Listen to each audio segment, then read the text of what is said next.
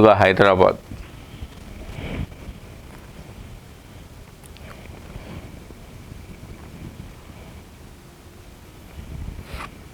So ఇక ఎన్నెన్నో విశేషాలు మిగిలాయి అవశేషాలంటూ ఇక చెరువులు మొత్తం ఎట్లా చెరబట్టిండ్రు హైదరాబాదులో అనేది ఇక ఈనాడు తీసుకున్నటువంటి వార్త.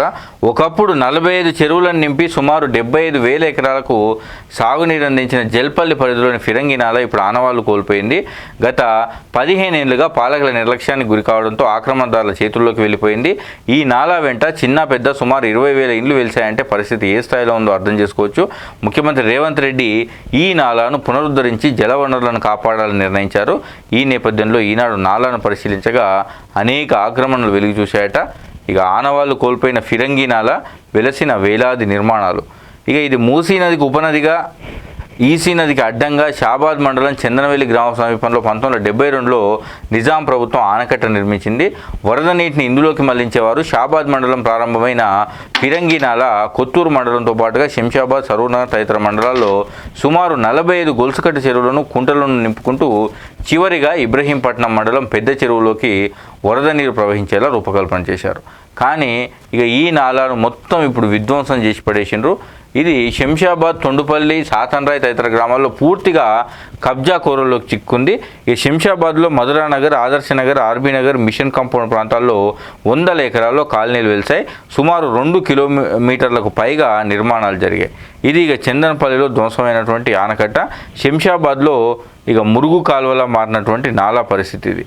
ఇక మొత్తం ఈ నాలా అనేది ఫిరంగి నాలా మొత్తం నాశనం అయిపోయింది. ఇక నెక్స్ట్ దీని మీద కూడా హైడ్రా దృష్టి సారించాలని చెప్తున్నారు.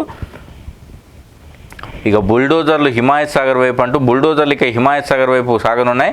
వారంలో జలాశయంలో నిర్మాణాలను కూల్చేసేందుకు రంగం సిద్ధం చేశారు జలమండలి, రెవెన్యూ అధికారులు. FTL పరిధిలో ఉన్న నిర్మాణాలు గుర్తించే ప్రక్రియను మొదలుపెట్టారు. మొదటి దశలో కొందరు ప్రముఖుల ఫామ్ హౌస్లు, ఇతర నిర్మాణాలు ఇందులో ఉన్నట్టు తేలింది. ఇక అధికార పార్టీకి చెందిన నేతలతో పాటు ఇతర పార్టీలు, ప్రముఖుల బంగ్లాలు ఇందులో ఉన్నాయి. వాటి నుంచి 10 భారీ నిర్మాణాలను అధికారులు ఎంపిక చేశారు. అధికార పార్టీ ప్రస్తుత ఎమ్మెల్యే వ్యవసాయ క్షేత్రంతో పాటుగా ఇతర నేతల ఫామ్ హౌస్లు తెర మీదకి వచ్చాయి. ఆయా నిర్మాణాలు FTL హద్దు లోపల ఎంతవరకు ఉన్నాయి, బఫర్ జోన్ లోపల వెలుపల ఎంత ఉన్నాయి, ఇవన్నీ కూడా నిర్ణయించే అవకాశం ఉంది. ఇక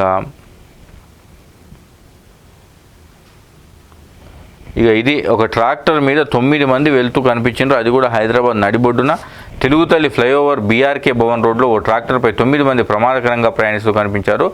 డ్రైవర్ ఒక్కసారి కనుక బ్రేక్ వేస్తే వీళ్ళు కింద తూలిపడే ప్రమాదం ఉంది. ఇక ₹1,00,000 లంచం తీసుకుంటూ ఓ అధికారి అవినీతికి చిక్కినటువంటి పరిస్థితి ఇది. కత్తిగట్టిన ప్రేమోన్మాది అంటూ మరొకరితో సన్నిహితంగా ఉంటుందని ప్రియురాల్ని హత్య చేసిండు. ఇది ఇక నిన్న గచ్చిబౌలిలో జరిగినటువంటి ఘటన. ఇవి హైదరాబాద్కు సంబంధించినటువంటి వార్తలు.